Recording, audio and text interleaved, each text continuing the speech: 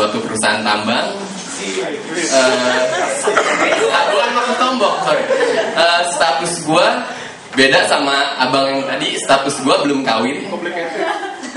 Kenapa belum kawin? Pertama gue mau nanya dulu nih ke mbak yang pakai kacamata cantik ini, udah punya pacar belum? Serius gue nanya. Modus. Denisa bete langsung. Belum. Tapi kalau misal complicated. Tapi kalau misalkan lo punya pacar, lo diajak nikah mau nggak? Cocok atau nggak? Beneran cocok, lo mau diajak nikah? Hah? Kalau cinta kenapa enggak?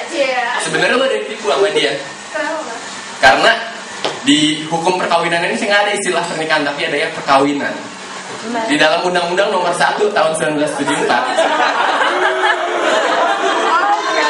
istilah perkawinan itu adalah ikatan lahir batin antara seorang pria dan wanita sebagai suami istri untuk membentuk rumah tangga yang bahagia berdasarkan ketuhanan yang Maha Esa. Tapi kalau misalkan lo diajak kawin sama laki lo, tapi lo tanya dulu, kawin apa nih? Kawin biologis. Kalau kawin biologis kan beda lagi. Itu penggabungan sel jantan dan betina untuk melestarikan jenisnya. Nah, itu harus perlu hati-hati. Kemudian gue dulu ngambil kuliah hukum. Kenapa? Dulu gue ngeliat di TV, kok lawyer keren banget nih, kayak abang ini mungkin ya. Gue liat di TV, cewek cantik-cantik, mobil keren. Gue punya tujuan ke situ, tapi gue milih satu kampus di mana gue bisa sambil belajar, gue cari cewek. Ya gue milih di Bandung lah, salah satu universitas di Bandung. Masuk situ, dan emang bener, cewek di jalan banyak yang cakep, di angkot juga banyak. Dan bahkan gue lagi naik motor nih, ada cewek cakep naik motor juga, gue ajak kenalan, mau gue ajak kenalan. Coba di sini, di Jakarta, paling di mall harus keluar duit dulu kan. Terus kebukti minggu kemarin ada cewek, judulnya dia temanya mencari jodoh. Tapi gue bingung buat pilih gimana. Dia menilai cowok tuh dari kalau lagi di jalan nyetir mobil, dia harus ngecilin radio dulu biar tahu itu cowok asik atau nggak. Gue punya mobil aja kagak, gimana gue mau deketinnya?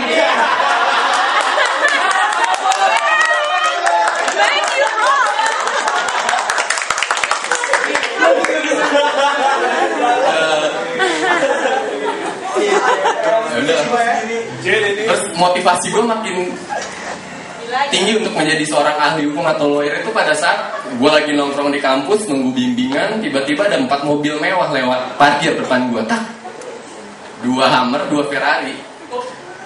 Di Hummer itu salah satu Hummer turun, anak-anak cewek turun. Tak, kok anak kecil doang, dua isi.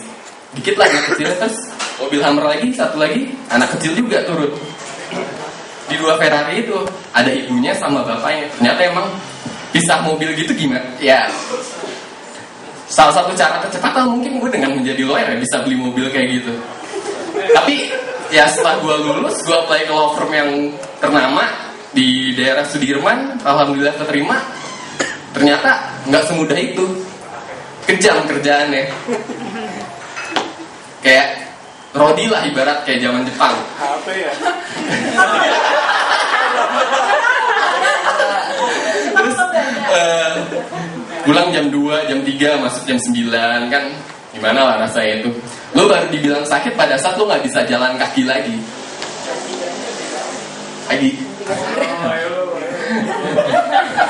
Terus suatu ya kadang-kadang gue suka licik tuh di kantor. Gue kan gue di ruangan tuh berdua sama senior gue. Pada saat telepon bunyi nggak langsung gue angkat, gue cek dulu nih ada senior gue nggak di belakang. Kalau nggak ada, nggak gue angkat tuh, takut dikasih kerjaan lagi. Tapi kalau ada ya paksa gue angkat. Pada suatu ketika gue pernah pulang cepet juga, jam 7 malam gue pencet lift turun. Sialnya gue satu lift sama bos gue yang bule. Diajak ngobrol, kok kamu pulang cepat? Gue senyum aja, pengen pulang dulu bentar. Gue curiga bakal ada sesuatu nih. Pada saat gue nyampe kosan, tiba-tiba HP gue berbunyi. Ada SMS, Bukit, please meet me tomorrow in my room at the earliest. Ya gue mau dikasih kerjaan lagi nih, belum kelar padahal kerjaan gue. Gue datang ke kantornya beneran dikasih kerjaan, numpuk lagi kerjaan gue. Terus gue nanya ke teman-teman gue lawyer yang lain, gimana, lu enak nggak lawyering? Kagak enak. Justru ya gimana, nggak ada pengalaman lucu juga. Gue tanya, pada ada yang dilempar kertas lah, disiram air, disangka pura-pura ngetik. Terus Tapi emang pura-pura. iya, kegap. Lalu ya gitu deh, ya karena emang gak ada yang lucu, gue mau mencoba menyampaikan suatu joke tentang pengacara ya. Jadi ada seorang istri yang udah kawin cerai beberapa kali. Suami pertamanya ini seorang akuntan, tapi dia nggak puas dengan pelayanannya karena setiap pengeluaran dihitung. Terserah lah si istri itu. Gue terusin boleh nggak? Ya udah terusin dulu deh, kasihan. Kalau udah teraja satu kali. Terus diceraiin, tiba-tiba dikawin sama seorang politisi. Tapi politisi ini kebanyakan janji, nggak tersampaikan, janjinya nggak terpenuhi. Terus kemudian dicerai lagi, kawin dengan seorang diplomat. Sama diplomat ini kebanyakan aturan protokoler. Istrinya kelamaan nunggu, buru ngantuk. Terus akhirnya dia kawin sama suami ke berapa nih, gue nggak ngitung. Suami terakhirnya tuh pengacara. Dia senyum, puas dia. Tapi dia cerita sama gue, tapi gue nggak kuat Kit, kenapa? Dia kuat banget. Gue takut dicerat sama undang-undang perlindungan konsumen kalau nggak kuat. Udah. Ya udah.